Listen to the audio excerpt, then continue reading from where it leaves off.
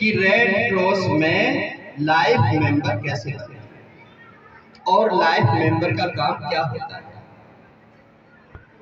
दूसरा, जेआरसी के वॉलंटियर्स कैसे बने और जेआरसी के वॉलंटियर्स का काम क्या होता है, पता होना चाहिए ना। ये थोड़ा ही कि आप आ गए 5 दिन चाय पकौड़े खाए, रोटी खाई, मस्ती मारी और घर चले गए हैं, और विभिन्न प्रकार के लोग आए और आकर के अपनी अपनी बात कह करके चले गए। ये नहीं होता। हम जिस आदर्श, कौन है हमारे अध्यापक कहें, पिता कहें, गुरु कहें, देव कहें, कौन है? Gene Henry. इतने बड़े महापुरुष पूरा जीवन कुर्बान कर दिया इस देश की सेवा में, इन घायलों की सेवा करने के लिए, पीड़ितों की सेवा करने के लिए, और आज हम उस मिशन को भूल जाएं तो गलती किसकी है? उन्होंने तो लाइन दे दी हमें, अब उस लाइन को हम अपने तरीके से तोड़ मरोड़ दें तो गलती किसकी है? हमारी है। फिर कौन उनके आदर्शों को आगे लेकर के चलेगा? उनके जो अधूरे स्वप्न हैं उनको कौन पूरा करेगा? तो क्या करना चाहिए? सबसे पहले आपको पूछना चाहिए कि जेआरसी होती क्या है साहब, और जेआरसी के फायदा क्या हैं? पूछा किसी ने? हैं? तुमसे पूछो, बता दोगे क्या फायदा है तुम्हारे? तुमको क्या फायदा और मुझे क्या फायदा है? कोई एक बच्चा बताए, 100 रुपए नाम दूंगा, बताए कोई? नहीं भाई, हम जेआरसी कैंप करके आए, जेआरसी के वॉलंटियर थे, कहोगे ना क्या खाने मिला? मटर पनीर खाया, शाही पनीर खाया, हैं? गुलाब जामुन खाई, बड़ा अच्छा लगा। ये शरीर इसलिए नहीं है, ये मानव शरीर इसलिए क्या कि खाया पिया और खत्म, इसलिए नहीं। सबसे पहले आपको रेड क्रॉस का मेंबर बनना है। क्या बनना है? रेड क्रॉस का मेंबर। एक रजिस्टर होगा यहाँ पर, उस रजिस्टर में आप अपना नाम लिखेंगे, अपने पिताजी का नाम लिखेंगे, अपना एड्रेस लिखेंगे, अपना मोबाइल नंबर लिखेंगे और अपने साइन कर देंगे। आप मेंबर बन गए। आपको कोई फीस नहीं, पैसे देके मेंबर नहीं बने।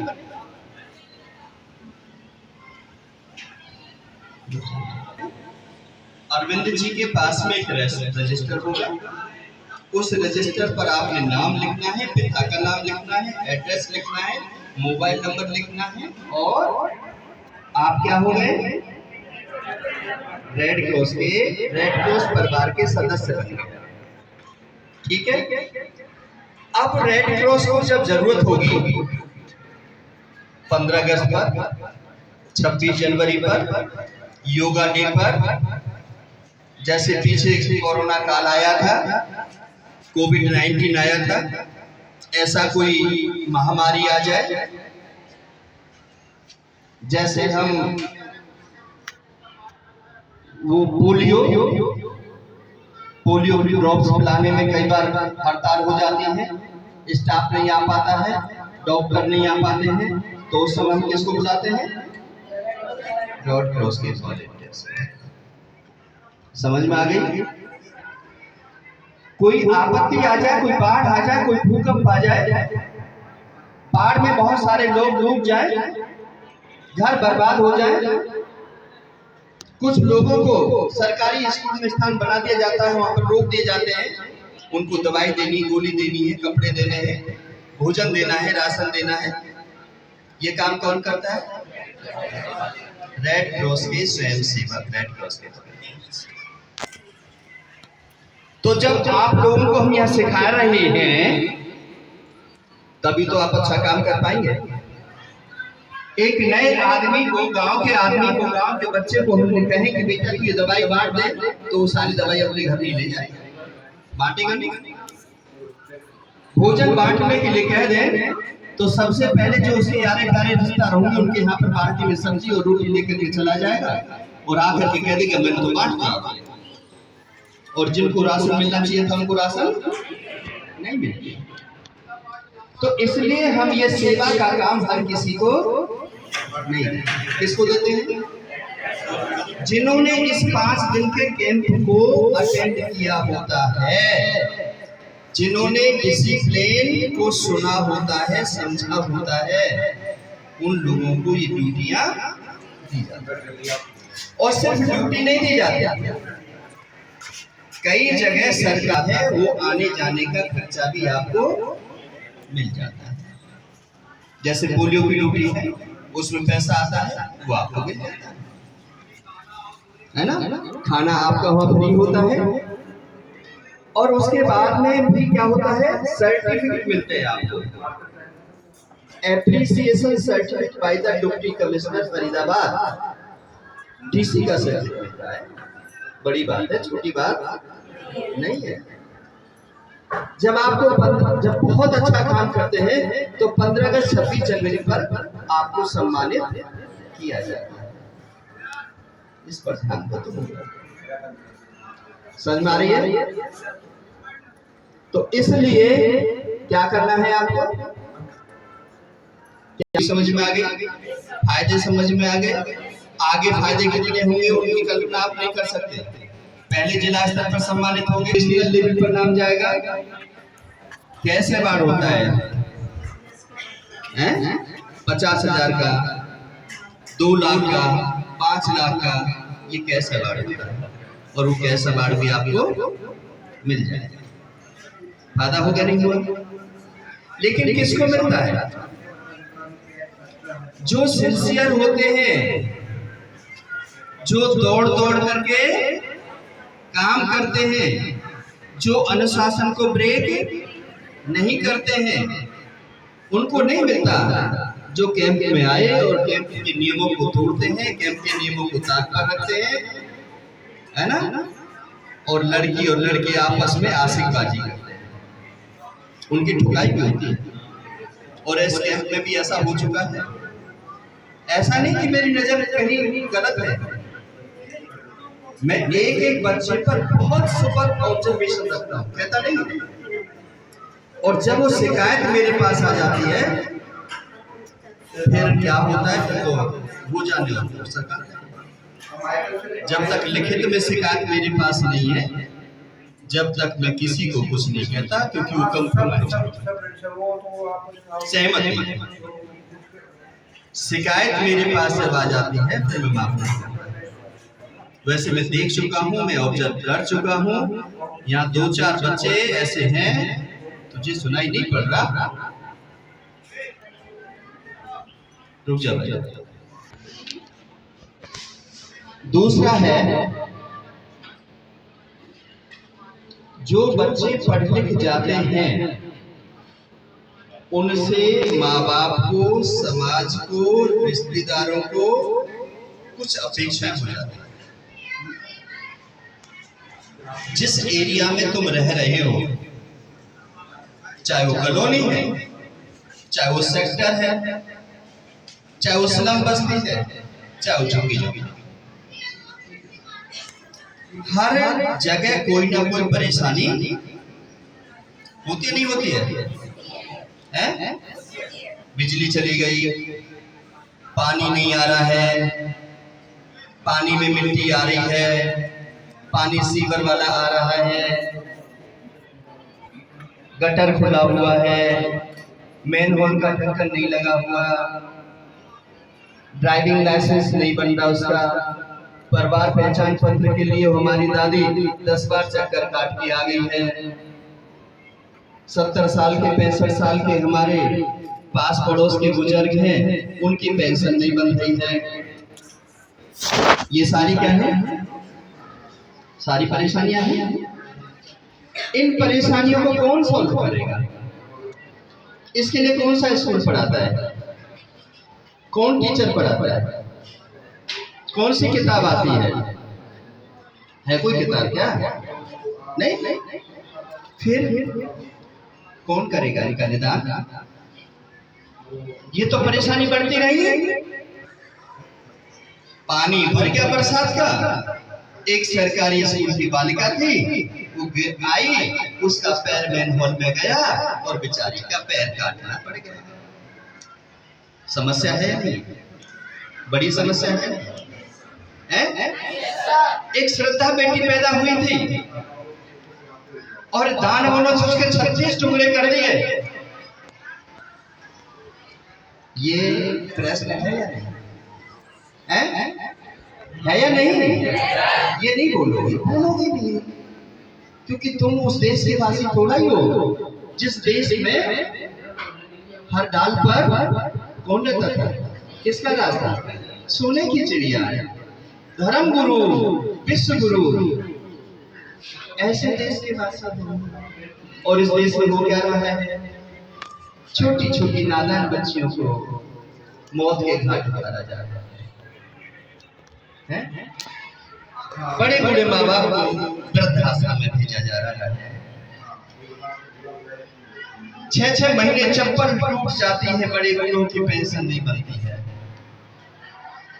परिवार पहचान बनाने के लिए जाते हैं, 2-4 हजार रुपए लग जाते हैं, लेकिन फिर भी परिवार पहचान पत्र नहीं बन पाता है। तुम लोगों की उम्र 18 साल की जब हो जाती है, तुम ड्राइविंग लाइसेंस बनवाने जाते हो तो किसी डीलर को पकड़ लेते हो, किसी बीच में डीलर को पकड़ लेते हो, और जहां पर 1200 रुपए की फीस है वहां पर 7200 रुपए देकर के चले जाते हो। चिंतन है या नहीं? पैसा बर्बाद हो रहा है या नहीं? समय बर्बाद हो रहा है या नहीं? फिर कौन पढ़ाएगा इन चीजों को? ये चीज पढ़ाई जाती है इस शिविर के अंदर। इसमें बनाया जाता है अच्छा इंसान, मददगार। ये है ना मददगार? है ना मददगार? तुमने किसके आंखों के आंसू पहुंचे हैं? बताओ जरा। किसी ने किसी की फर्स्ट एड की हो, किसी ने सड़क दुर्घटना में किसी को अस्पताल पहुंचाया हो, किसी ने अपने मम्मी पापा को उठा करके बिस्तर से एम्बुलेंस में डाला हो, या किसी हॉस्पिटल में तुम्हारे दादा दादी नाना नानी रिश्तेदार बीमार हो, जब उठाने में बड़ी शर्म आती है। कितने लोग होते हैं और जिसमें कीड़े पड़े हुए हैं, पैर सूजा हुआ है, बूढ़े हैं, 80 साल का है, किसी ने सेवा नहीं की इसलिए पैर में कीड़े पड़ गए। कोई खाने की नहीं पूछ रहा, कोई पानी नहीं दे रहा, इसलिए रात को 3 बजे अटैक होकर के मर गया। और क्या देख रहे हैं? अजी बड़ी अच्छी बात है। क्या था? रात को हमारे साथ भोजन किया था, ठीक ठाक सोते और 3 बजे बजे। अरे 3 बजे कितने छटपटाए थे, अपनी 4 पाइप से पानी लेने के लिए कोशिश कर रहे थे, नीचे गिर गए, सिर में चोट लगी, हेड इंजरी हो गई, चिल्लाते रहे लेकिन किसी ने सुना नहीं और वो दम तोड़ गए। और तुम बिस्तर पर मस्ती मारते रहे सोचो। यदि इन चीजों के बारे में ध्यान नहीं दिया,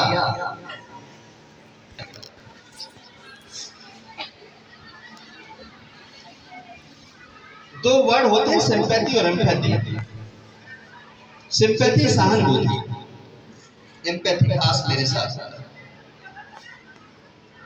दूसरा मर रहा है, जनसंख्या कम हो रही है, और जब मेरा पिता मरेगा, मेरी माँ मरेगी, मेरा भाई मरेगा, फिर रो रो करके कितने व्याकुल हो गए? क्या कहोगे? अरे वो जो दूसरा मर रहा है वो भी किसी का पिता है, वो भी किसी का भाई है, वो भी किसी का बेटा है, इसलिए उतना ही कम होना चाहिए। चाहे वो रिक्शा चलाने वाला मरे या हवाई जहाज उड़ाने वाला मरे, चाहे वो टाटा बिरला मरे, चाहे वो झुग्गी में रहने वाला मरे, वो अलग बात है। कर्मा फिलॉसफी है कि उससे कर्म ऐसे हैं कि वो पढ़ा नहीं लिखा नहीं बेचारा, जहाँ कमाई करने जाता है, जहाँ 2 पैसे की नौकरी करता है, वो शाम को 2 थप्पड़ मारते हैं और भगा देते हैं, उसकी वेतन भी नहीं देते। लेकिन तुम जैसे लोग जागरूक हो जाएंगे, तुम कानून को पढ़ लेंगे तो कानून की रोशनी डाल देंगे, कई टीचर नहीं पढ़ाते हैं, कह दोगे सर जी पढ़ने आए हैं, गुरु का काम है पढ़ाना, हमारी मैथ की प्रॉब्लम है, सवाल समझा दो, हैं? लेकिन कई गुरुजी क्या कहते हैं, ये चमार की है, लोहार की है, खट्टी की है, कोली का है, जाकर का है, पीछे बैठे नहीं पढ़ा।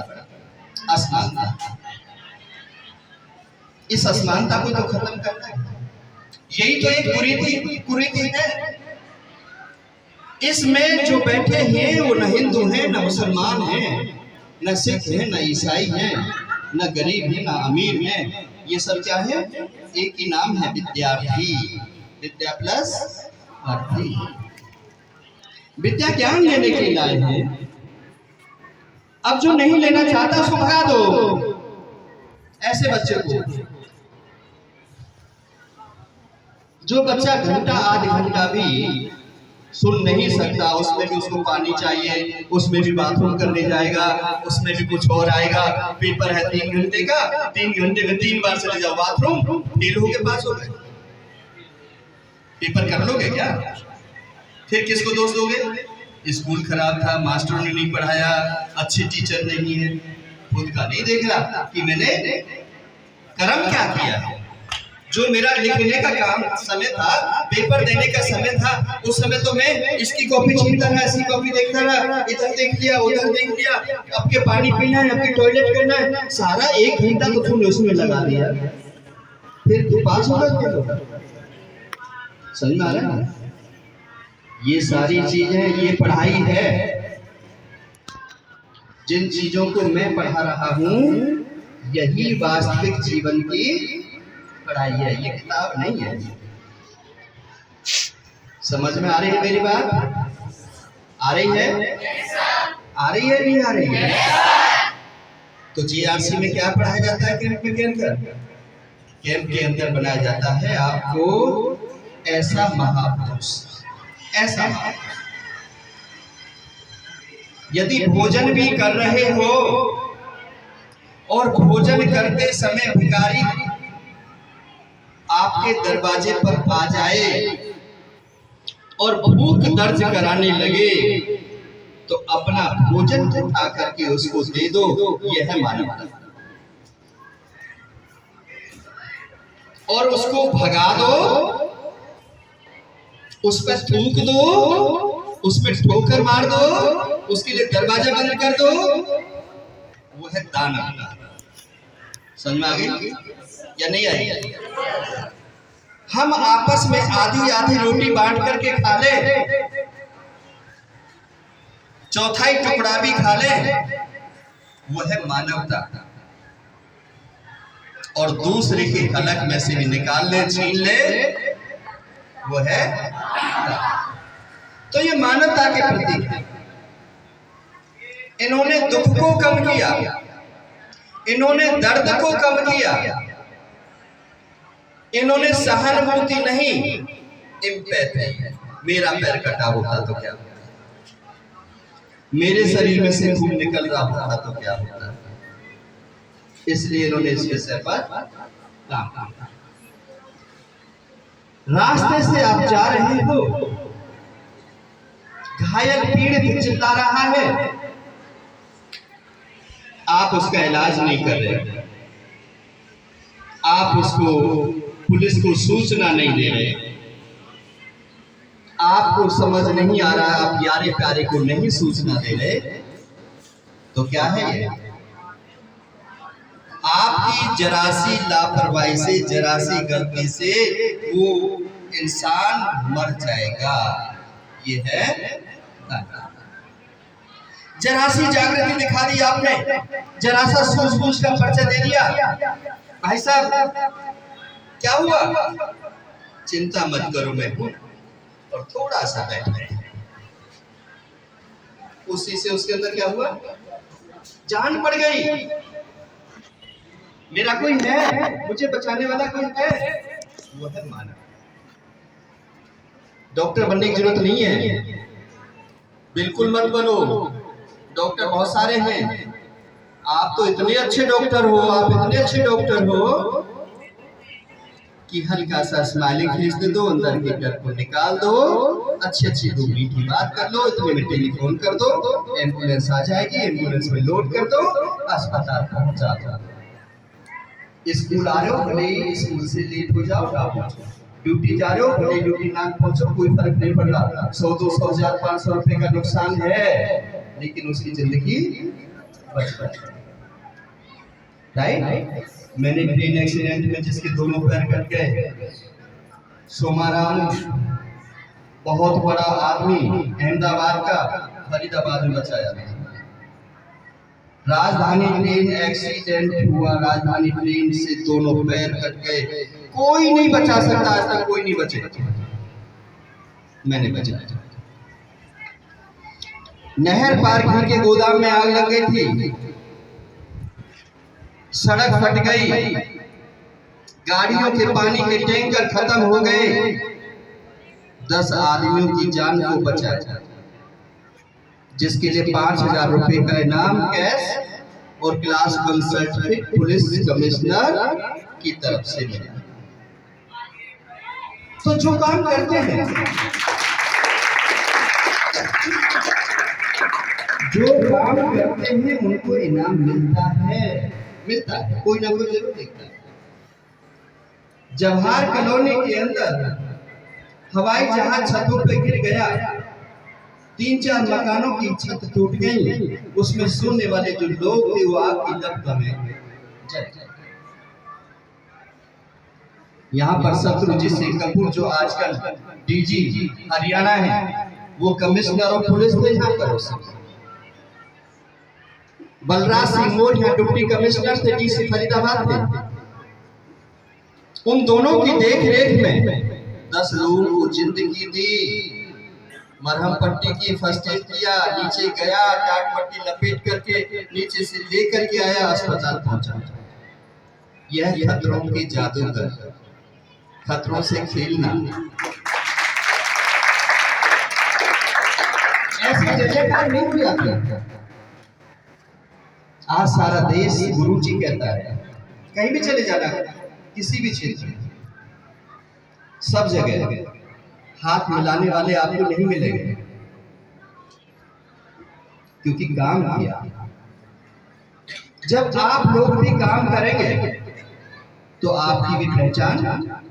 ये तो मैंने फरीदाबाद के छोटे छोटे एग्जाम्पल आपको दिए हैं। महिंद्रा गाड़ी का शोरूम है मथुरा रोड पर। ये मैं इसलिए कह रहा हूँ कि कभी जाने का मौका लगे, कभी मौका लगे तो वहां मेरी फोटो भी लगी हुई है, ऐसा नहीं है कि सिर्फ मैं कह रहा हूँ। शाम का 7 बजे का समय था और महिंद्रा शोरूम में आग की लपटें निकलने लगी। मैं उस रोड से जा रहा था, मैंने अपनी गाड़ी को रोका। मैं इस उम्र में बता रहा हूँ, उम्र देखे मेरी, कल्पना नहीं कर सकते, लेकिन इस उम्र के अंदर भी मैंने दीवार को कूदा, अंदर गया, अंदर के हाइड्रेंट्स को लिया, चलाया और 2-4 लोगों को अपने पास बुलाया और वो पूरा फरीदाबाद शहर एक्सीडेंट होने से बचा था।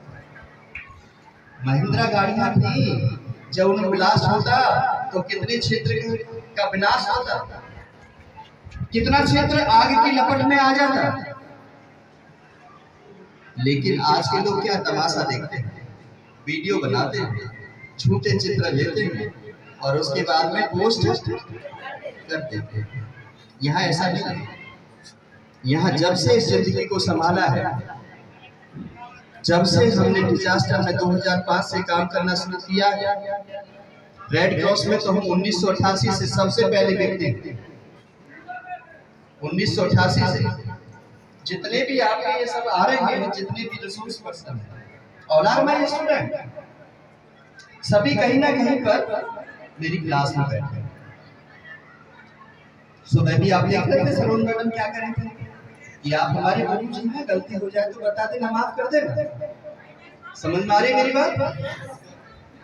लेकिन बात क्या है, 1988 से आज तक का समय कितना लंबा समय हो गया, कितने ट्रेनर निकल गए, कितनी ट्रेनिंग दी, लेकिन जिसने एक बार सुन लिया उसे बार बार इच्छा होती है कि डॉक्टर साहब को कब सुना जाए। इसलिए जो पहले कैम कर लेते हैं और जब मैं नहीं होता हूं तो चिंता जाहिर करते हैं कि सर का विषय वस्तु को कौन रखेगा, विषय का ज्ञान देना। तो हमने क्या करना है, जो प्रिंसिपल है, रेड क्रॉस के प्रिंसिपल पढ़ाए किसी ने बताया, पहला मानवता का, दूसरा निष्पक्षता, किसी के साथ भी हमने पक्षपात नहीं करना, स्पष्टता, भावों में, विचारों में, कर्मों में क्या होनी चाहिए, स्पष्टता होनी चाहिए, छुपाव नहीं, कोई भी काम दिखावे के लिए नहीं करना, सीखना है। समझ में आ रही मेरी बात? जब तुम अपने घरों में इस चित्र को दीवार पर लगा दोगे और जब मेरे जैसे व्यक्ति का चित्र होगा तो एक बार सोचने पर सुबह उठ के ही मजबूर जरूर होंगे कि इनको पद्मश्री क्यों मिला, इनको सेवा पदक क्यों मिला, इन्होंने 40 किताब कैसे लिख दी, कैपेसिटी कैसे है, इतने घंटे खड़े हो जाते हैं, इतनी बात करते रहते हैं, इतना बोलते रहते हैं। ये सब सोचने के लिए तो मजबूर हो जाओ।